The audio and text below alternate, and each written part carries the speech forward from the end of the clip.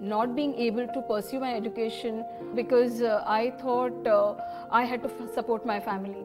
If your priorities are in the right place, everything else just fades away. It gets extremely difficult if I'm going overnight somewhere or traveling for 2-3 days and my kids are there at home.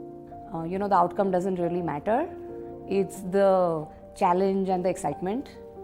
I'm 30 years old now, and I think that I've wasted a lot of time being unhealthy. For the last couple of years, so I've been working in Bombay and living in Delhi. Typically, everyone expects a woman to actually leave office on time. I will not rest till I give my best. So when I think of the word balance, I think of my personal, emotional, professional and spiritual aspects, and how all of these align in a way that makes me feel most at peace when they all function. Nothing but harmony with oneself. Balance in thoughts and balance in communication. A tightrope between personal and professional life, and trying to ensure that you don't fall. I have 2 kids, both of them are pretty small. So there are a lot of tough choices. One is that I will be leaving them home, then I have to excel and prove myself here. Obviously, I think as I go along, things happen and you take those decisions and you move on. Choices are tough. From the morning, deciding on what to ensure is made for breakfast and lunch, to deciding the product strategy for go-to-market. Yeah, that's a tough life we live. So every single day you make innumerable choices, but the one that impacts the most is the one that's more important. Success is being mad. Mad for me is making a difference. Be it professional, be it personal, be it any challenge that life throws at you.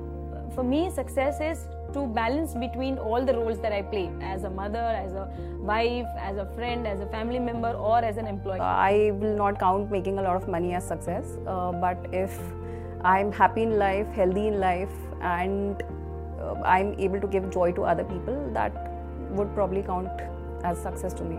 So this person, as part of their gratitude, left me a beautiful book named The Picture of Dorian Gray, and wrote a beautiful message for me in that, which he mentioned to the beautiful soul that I met as part of IDFC First.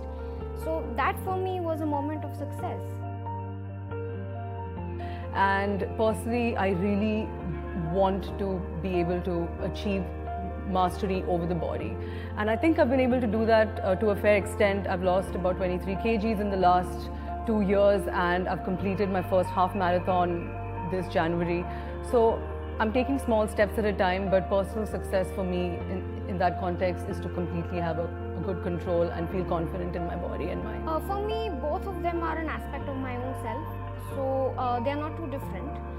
Both of them are fulfilling, of course, and I would not differentiate between them. So for me, professional success is if I'm learning something, if I'm contributing to the organization that I'm working for, and if I can be myself. If I have to define both separately, professional success would mean growing in your career and along the way making good professional relationships, and that affects personally as well. So personal success would be winning hearts. People say that ye to woman hai, matlab she'll have so many things, she'll go on a maternity leave. I don't. I think stereotypes, I don't deal with stereotypes. I feel like stereotypes are there, but through what I do with work, through who I am, I feel like I do push the boundaries, and personally I've done a lot of unlearning to not have stereotypes about anybody and have an open mind. So I think educating people and making them aware about diversity and how each of us are so unique, and it's okay to be that way, is a good way to really tackle stereotypes. Thankfully, I can say that I have not faced that much in this organization, but obviously it does exist.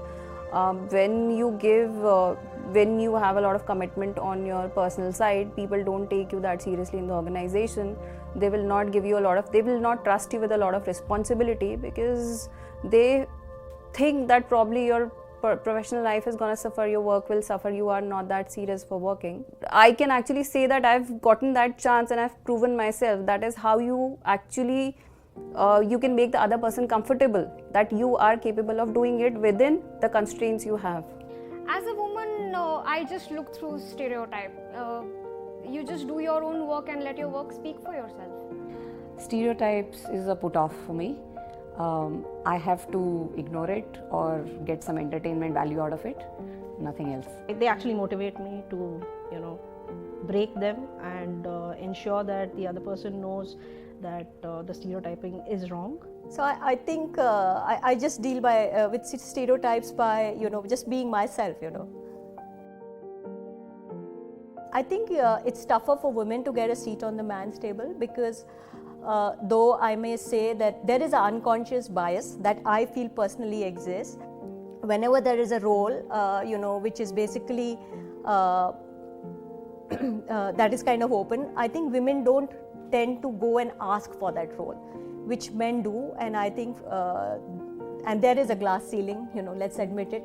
So I think it is more difficult than men for women to get a seat on the leadership table for sure. Probably maybe difficult. I've not reached that stage yet, but you see a lot of women leaders around, so probably I guess not in this environment. It's not that difficult. People are ready to give you a chance, and women have proven themselves all around. I don't think it's that tough.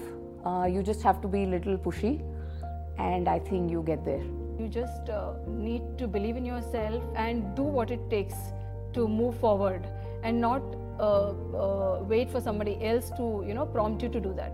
You just pull the chair and take a seat. It's about commanding respect, you don't demand it. Like I said, you just let your work speak for yourself.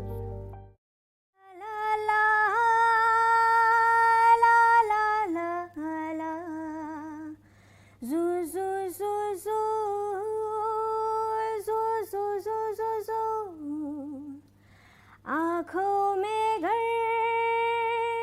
सपना नया आंसू तेरा एक मोती है बना